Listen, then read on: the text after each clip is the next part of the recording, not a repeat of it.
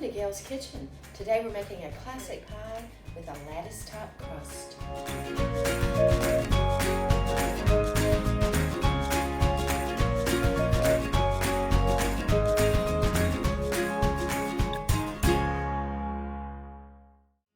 We're going to make an all vegetable shortening crust, my favorite. We're going to make a double layer pie crust. And we begin with 2.5 cups of all-purpose flour. We're going to add that to a large bowl. To that, we're going to add 1 teaspoon of salt. And just stir that around just a little bit. Cut in 1 full stick of all vegetable shortening. And this needs to be cold. I keep my shortening in the refrigerator. And actually, about 15 minutes ago, I put this shortening in the freezer just to get it a little colder. So the secret to making a pie crust is that everything needs to be cold. So go ahead and just slice through that block both horizontally in both directions. And then I just cut it into small pieces.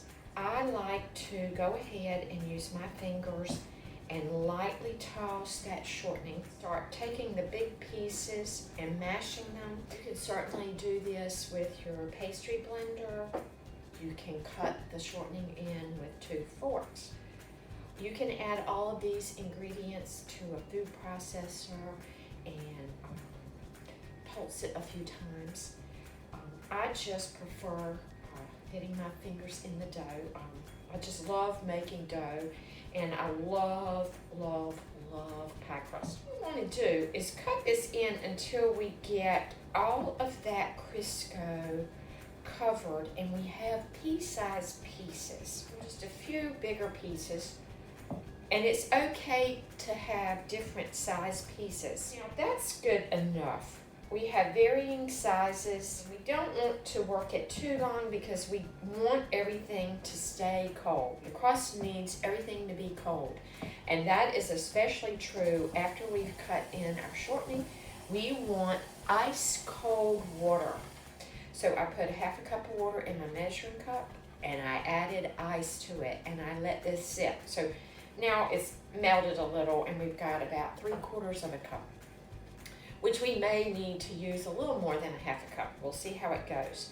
But you just drizzle a little bit of this cold water over your crust. And now toss it. I'm going to drizzle a little bit more over here. It took me years to figure out how to make the perfect pie crust. And I tell so many people, many a dough ball went against the wall. And I'm not kidding, because I just could not get my crust to work for anything. And, you know, back in the day, before YouTube, we didn't get all these, you know, little secrets and videos of how to make things work. So, trial and error, but I learned that everything needs to be cold. You can even take your flour and measure it out ahead of time. Stick the bowl in the refrigerator for 15 or 20 minutes before you begin to make your crust. But if you've had trouble making a crust, it's most likely because the ingredients are not cold. Make this into a ball. Now, if you have a difficult time getting your crust to come together, it may be that you need to drizzle just a little more water. Okay, so we have enough water. We're just going to just kind of mash this together. So now what I'm going to do is just cut this in half because we're going to have a bottom and a top layer. We're trying to shape this into a disc. So you're just going to put it between your hands and mash it out and use your thumb to keep it round on the outside edge. And we'll just do the same thing for crust number 2. So we have our second disc. I'm going to wrap these in cling wrap, and I'm going to place them in the refrigerator for a minimum of a ½ an hour. I personally like to make my crust the day ahead and let them sit in the refrigerator overnight. We're going to roll out our bottom crust, 2 inches greater than the size of your pie plate. So cover each side with a little flour. Grab our rolling pin and cover this. So you're going to flour your surface, and I just go ahead and push that crust out just a little bit. You want to start from the center and roll out. You've got this nice little handy template that makes it a little easier. So I'm going to flour this just a little more before we roll this crust up and transfer it. You want to get that rolling pin in the very center of your crust and just start rolling. And I sprinkle just a little more flour on the bottom of my crust.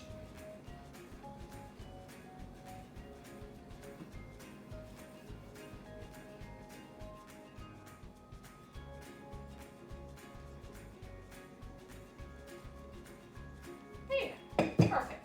If you put a little of the flour on the outside of it as you're rolling it, it makes it a little easier if you need to shimmy it around in there. So just lay it down in there. And one thing with keeping your crust flaky, you really don't want to handle it too much. So that fits in there perfectly. I'm going to roll out crust number 2, the top crust. And we're going to make this into a lattice top.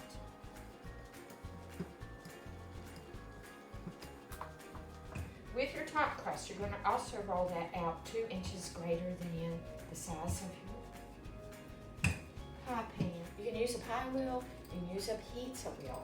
You're just going to want to flour that as well. You're going to need 9 strips, make them about 1 inch wide.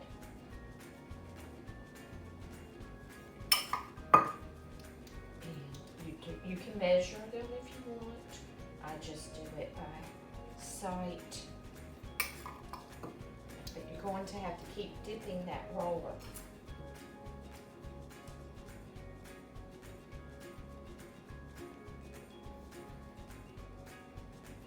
Here we have our top crust cut into lattice pieces.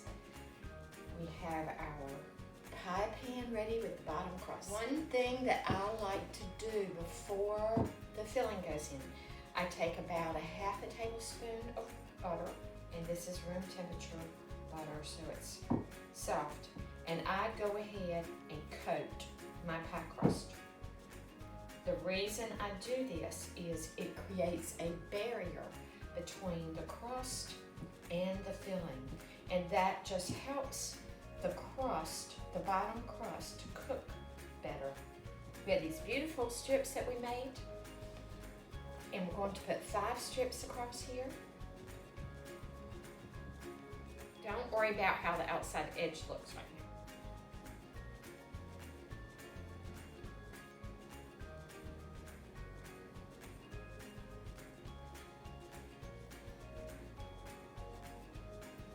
Just lay 5 strips across there. And now we're going to weave them. So, we're going to take 4 strips. And we're going to come in here and pull this one and this one back ever so gently.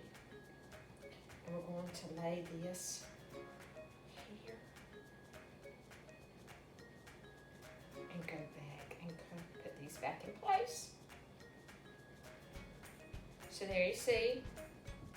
So we moved these 2. Now we're going to move the other 3 that we did not move the first time. Move this back. And this one back. And this one back. And now let's lay in another strip. And then just put these back in place.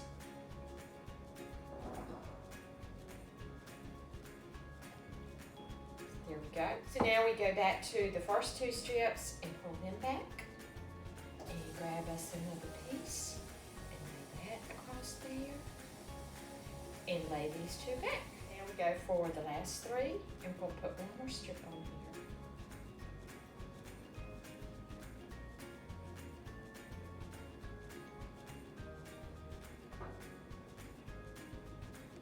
and lay them back.